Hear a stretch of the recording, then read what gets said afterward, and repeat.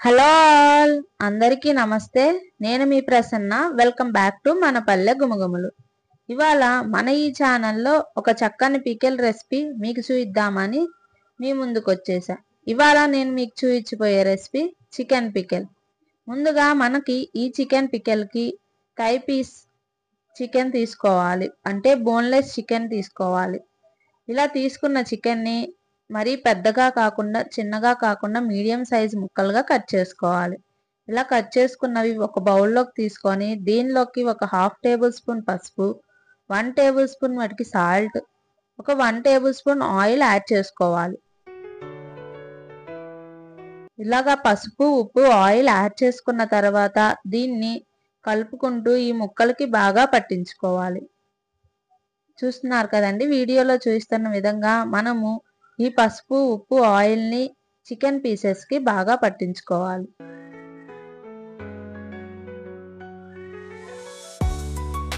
ఇలాగా పట్టించుకున్న తర్వాత మనము స్టవ్ ఆన్ చేసి దీన్ని స్టవ్ మీద పెట్టుకోవాలి. దీనిలోకి ఎటువంటి వాటర్ అయితే యాడ్ చేయకండి.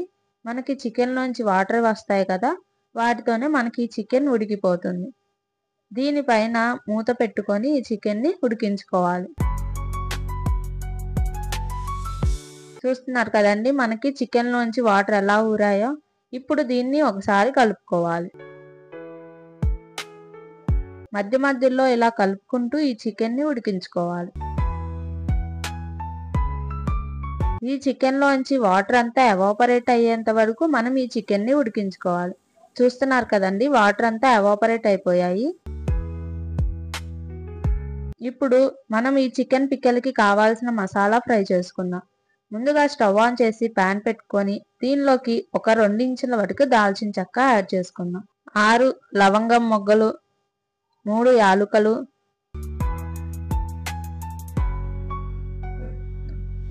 యాడ్ చేసుకొని వీటిని లో ఫ్లేమ్ మీద ఫ్రై చేసుకోవాలి. ఇలా ఫ్రై చేసుకున్న తర్వాత దీనిలోకి ఒక 2 టేబుల్ స్పూన్ల వరకు ధనియాలను యాడ్ చేసుకోవాలి.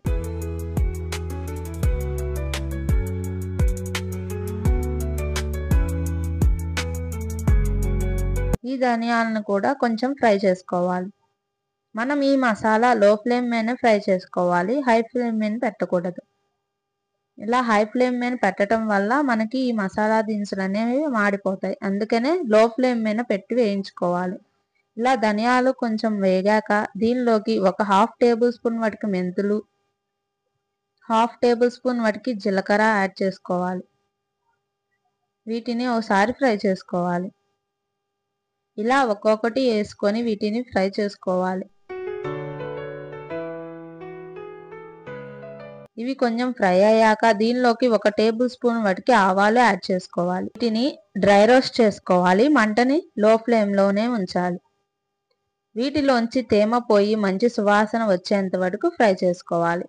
ఇప్పుడు మనం ఉడకపెట్టి పక్కన పెట్టుకున్న 1 కేజీ చికెన్లోకి ఒక 3 టేబుల్ స్పూన్ల వరకు అల్లం వెల్లుల్లి పేస్ట్, వెయిట్లో వచ్చేసరికి 60 గ్రాములు, గ్రైండ్ చేసి పక్కన పెట్టుకున్న చికెన్ పికెల్ మసాలా, ఎండలో పెట్టుకొని మిక్సీ పట్టిన కల్లుప్పు 1/4 కప్పు, ఒక అరకప్పు వాటికి పచ్చికారం తీసుకున్నాను. ఇప్పుడు స్టవ్ ఆన్ చేసి ప్యాన్ పెట్టి దీనిలోకి ఒక 2 కప్పుల వాటికి ఆయిల్ యాడ్ చేసుకోవాలి. నేనైతే గ్రౌండ్ నట్ ఆయిల్ తీసుకున్నాను. దీనిలోకి సన్ఫ్లవర్ ఆయిల్ యూజ్ చేయకండి. ఇలాగ ఆయిల్ బాగా హీట్ అయ్యాక మనం ఉడకపెట్టుకున్న చికెన్ని ఈ ఆయిల్లోకి యాడ్ చేసుకోవాలి. వీటికి సన్ఫ్లవర్ ఆయిల్ వాడటం వల్ల మనకి పచ్చడి నిల్వ ఉండదు. అందుకనే పోపుల నూనె కానీ గ్రౌండ్ నట్ ఆయిల్ కానీ తీసుకోవాలి.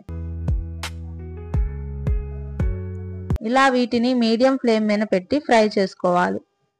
మరీ ఎక్కువగా గట్టిగా ఫ్రై చేయకండి, కొంచెం కలర్ చేంజ్ అయ్యేంత వరకు ఫ్రై చేసుకోండి, సరిపోతుంది. మరి ఎక్కువగా ఫ్రై చేయటం వల్ల మనకి ఇది మసాలా పట్టి ఉండే కొద్ది గట్టిగా అయిపోతాయి. ఇలాగా లైట్గా కలర్ చేంజ్ అయ్యేటప్పుడు మనం తీసుకున్న 3 టేబుల్ స్పూన్ల అల్లం వెల్లుల్లి పేస్ట్, వెయిట్లో వచ్చేసరికి 60 గ్రాముల అల్లం వెల్లుల్లి పేస్ట్ని యాడ్ చేసుకోవాలి. దీన్ని మీడియం ఫ్లేమ్ మీద పెట్టి ఒక 5 మినిట్స్ వరకు పచ్చివాసన పోయేంత వరకు వేయించుకోవాలి. ఇలా అల్లం వెల్లుల్లి పేస్ట్ వేసిన తర్వాత మనకి ఈ చికెన్ ముక్కలు అనేవి కలర్ చేంజ్ అవుతాయి. బ్రౌనిష్ కలర్కి వస్తాయి.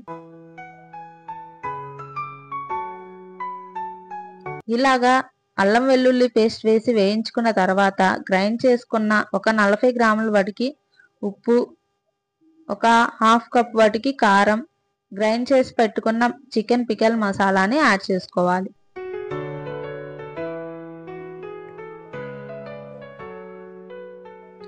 ఇలా యాడ్ చేసుకొని వీటిని ఒకసారి కలుపుకోవాలి.